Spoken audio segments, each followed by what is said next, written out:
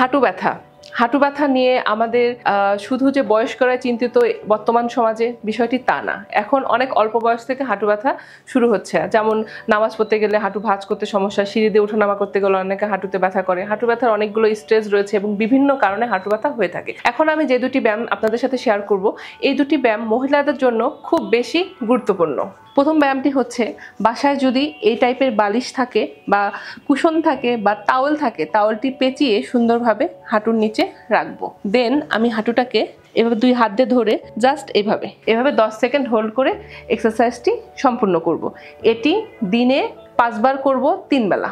Then second এক্সারসাইজটা হচ্ছে, আমি নিচে কুশন বালিশটি রেখেছি, দেন আমি পা উঁচু করছি, দেন আমার আঙ্গুলগুলোকে আমি সামনের দিকে নিচ্ছি। এটি আমি 10 সেকেন্ড হোল্ড করব, দেন ছেড়ে দিলাম।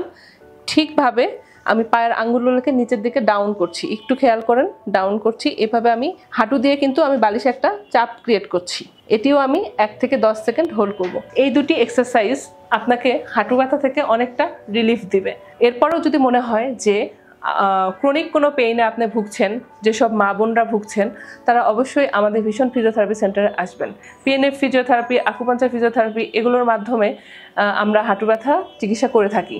আশা করি এতে রোগীরা অনেক উপকৃত হচ্ছেন, আপনিও হবেন।